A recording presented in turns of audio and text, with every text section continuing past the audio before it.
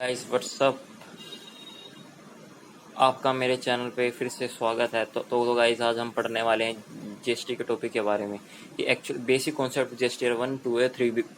Actually में हम होता क्या है जीएसटी 1, 1, 2 ए और 3 बी, और इसको रिटर्न कैसे फाइल करते हैं, और इसके आज हम बेसिक कॉन्सेप्ट के बारे में पढ़ेंगे। तो लेट्स स्टार्ट दिस वीडियो। आज हम जीएसटी 1 से स्टार्ट करते हैं। पहले जीएसटी 1 एक्चुअली में होता क्या है। जीएसटी 1 एक्चुअली में ये इस जीएसटी 1 में एक्चुअली में हमें सेल्स की डिटेल फिल करनी पड़ती है। जितने भी हमने आउटवर्ड सप्लाई करी है बिजनेस में, चाहे वो नॉन रजिस्टर्ड पर्सन हो और रजिस्टर्ड पर्सन हो, या नॉन रेटेड सप्लाई हो, जीरो रेटेड सप्लाई हो, तो उसकी सबकी डिटेल हमें यहाँ में फिल करनी पड़ती है। तो जीएसटी 1 फिल करने के लिए सबसे पहले हमें जीएसटी की जो पोर्टल होती है, वेबसाइट, वहाँ जाना पड़ता है। वहाँ में पहले लॉगिन करनी पड़ती है, फिर जाके हम जीएसटी 1 फाइल कर सकते हैं। सो जीएसटी 1 फाइल करने के लिए हमें पहले लॉगिन करना पड़ेगा। जब लॉगिन ओपन हो जाता है तो उसके सामने फर्स्ट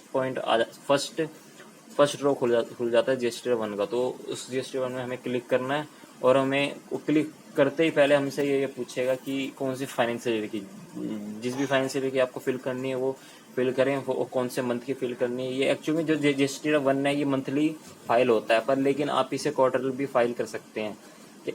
कैसे? जिस बिजनेस की पिछले साल अगर कोई 1.5 करोड़ से ज़्यादा ही टर्न हो रही है, 1.5 करोड़ हुई है, तो उसको मंथली फाइल करना चाहिए। अगर कोई स्मॉल बिजनेस है जिसकी टर्नओवर उतनी नहीं हो पाती 1.5 करोड़ के अकॉर्डिंग, तो उसको ये फिल करनी होती है, तो वो क्वार्टरली भी फाइल कर सकता है।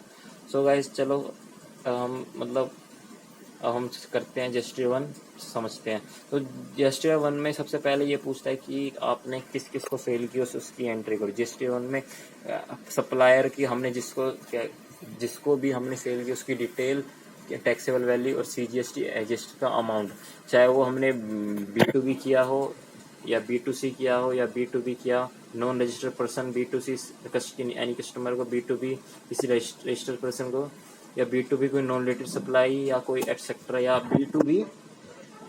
B2B नील एग्जेम्प्टेड गुड्स। ओके, तो जीएसटी 1 में केवल इतना ही फाइल करना पड़ता है। इतना मैंडेटरी नहीं होता ये। और जीएसटी 2 हमारा क्या होता है, जीएसटी 2 में हम इसे मॉडिफाई नहीं कर सकते, ना इसमें हम कोई चीज़ आइटम ऐड कर सकते। ये किस लिए होता है?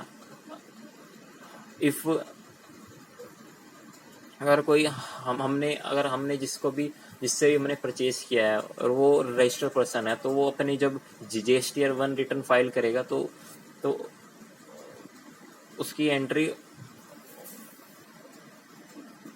ऑटोमेटिकली शो करेगी जीएसटी हमारे जीएसटी 2 हुए। यानी समझने का मतलब इसका ये है कि अगर वो अपने जीएसटी 1 फाइल करेगा, तो जैसे वो फाइल करेगा, तो वो जो एंट्री फाइल करेगा, वो तो हम अपने जीएसटीआर 2 में देख सकते हैं कि इस पार्टी से हमने परचेज किया था और इसको हमने टैक्स दिया था, तो वही, तो जो हमने सीजीएसटी एसजीएसटी आईजीएसटी पे किया था, तो उसका हम आईटीसी क्लेम ले सकते हैं। तो इसलिए जीएसटीआर 2 में हम ये देख सकते हैं कि एक्चुअली में हमने परचेज कितनी करी है, और उसके हिसाब से जो हमारा आईटीसी बन रहा है वो हम क्लेम कर सके। तो जीएसटीआर 2 में इतना ही। अब हम बात करते हैं जीएसटी 3 की, जो कि सबसे इंपॉर्टेंट और मैंडेटरी होती है every businessman, respective of turnover. चाहे टर्नओवर कितनी भी हो, आपको जीएसटी 3 फाइल करनी है मंथली। ये हमेशा मंथली फाइल करी जाती, चाहे आपकी किसी मंथ में कुछ सेल हुई हो, ना परचेज हुई हो, या किसी मंथ में ओनली सेल हुई हो तब भी फाइल करनी है, या परचेज हुई तब भी फाइल करनी है। तो जीएसटी 3 की ड्यू डेट क्या होती है कि किस मंथ के डेट से पहले फाइल करी जाती है। तो जीएसटी 3 की जो ड्यू डेट होती है वो होती है 20, हर महीने की 20 तारीख। अगर हमने मई में कोई सेल की है तो उसकी जो ड्यू डेट बन जाती है जून में, 20 जून को। ओके, अगर हमने जुलाई में करी तो उसकी ड्यू डेट बन जाती है 20 अगस्त को। ओके, तो जीएसटी 3 में हमें क्या करना पड़ता है? जीएसटी 3 में हमें मेनली जो हमारी सेल जितनी भी सेल हुई है और परचेज हुई है साथ साथ उसकी डिटेल भरनी पड़ती है। और इसका उद्देश्य ये होता है रजिस्टर 3B का कि हमें एक्चुअल में हम हमारे ऊपर कितना टैक्स पेएबल है और हमें कितना एक्चुअली में आईटीसी क्लेम करना है। ओके गाइस, तो आप आप समझ गए होंगे जो मैंने आपको पढ़ाया था। अगर आपको ये वीडियो अच्छी लगी तो लाइक एंड सब्सक्राइब करें। बाय।